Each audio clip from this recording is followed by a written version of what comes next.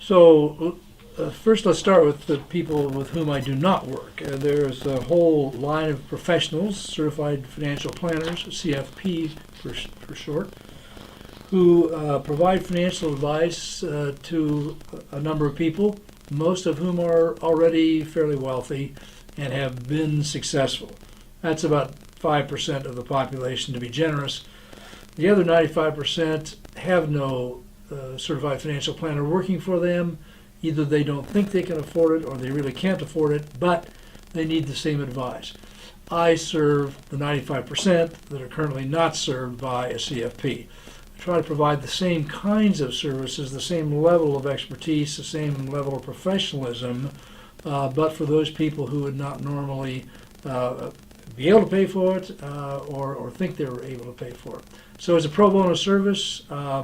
And trying to reach the people who aren't already reached. My experience in personal finances up to the time when I retired 10 years ago and started this mission was strictly my own personal experience. I was fortunate enough to be born of parents who were relatively poor and frugal. And so I learned some of the concepts of you have to save money, you have to give money, you have to prepare for the future, you have to contain your lifestyle and so forth. So I was in that group of people that grew up with the necessity of doing that. So that was basically my experience. In terms of helping other people, I've really acquired that over the last 10 years working with professional CFPs and others. My passion was looking around and seeing that, gosh, we're serving these 5% of the people, the population very well with excellent services. Who's serving the other 95%? And the answer I kept getting was, well, really no one, and because they can't afford it. Well, if I provide pro bono services, not charging them, then they can afford it, right? So I tell people I'm free, but I'm not cheap, and so while I don't charge money, there's homework to do. There are other things. There's sweat equity, if you will, that the person has to put into the equation, and so that kind of brings people to me and separates the ones that I will serve and the ones that I can't because they just won't do the work. So that's how I do that. But I have a passion for helping people that really need the help, but there's no other source that they can go to unless they pay the big bucks to the CFP. There are two primary tools that I use to help people. One is an automated tool, mint.com, that just gathers information, that picks up all the transactions and all the records and puts them into a usable form. And then I have a series of Excel spreadsheets that do all the planning stuff and keep track of budgets and all that sort of thing. So there's a fair amount of training that goes in how do you use those forms and so forth. And also how do you use Mint and how do you help people to use it correctly. So it's not difficult. Anybody who can work a spreadsheet or get on the internet can do the work. It's more of a, do you have a passion for doing that, or dealing with financial figures for some people is like having root canal work. Well, you're not the person. But if you like to do those kind of things, this is a great way to do it. It's not particularly difficult. It's interesting. And I think it's not just working with figures, it's really getting into people's lives, because if they will share with you everything about their finances, I mean everything, down to the transaction level, you will find out what other people don't know. And it becomes a very, very personal relationship very, very quickly.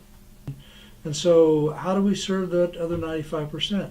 And I think the church should be the primary agent, in my mind, because the church talks about stewardship. Well, what is stewardship? Well, every financial decision is a spiritual decision. And we don't generally teach those kinds of things. We stay away from the money thing. We say, give us the 10% for the tithe or whatever, or write the check for the building campaign. Well, what do we do with the other 90%? How do we manage that? Do we help people with their whole lives and every financial decision, every spiritual decision? Well, we haven't done that in the past. We need to do that. So I think the churches need to be active.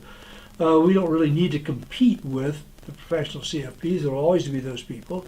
My goal with my clients is to graduate them to the point where they do have financial success and they can afford to hire someone, and I can bow out of the equation. But in the meantime, that vast majority of the population needs to be served. I think the churches need to do it. They need to sponsor it. I think people in the church need to step forward. I've got a lot of tools that can help, but I need manpower. The harvest is great. The workers right now are pretty much one, and that needs to expand. And so you really do get wonderful positive feedback. So I say it's a great way to spend any marginal time that you have, whether you're actively employed, whether you're retired. It may vary how much time you have.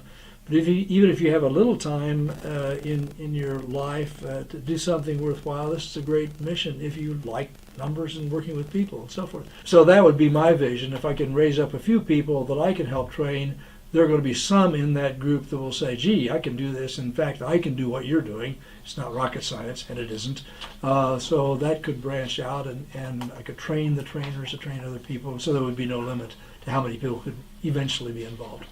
My phone number is area code 913-302-7612, and my email is jehmph41@gmail.com.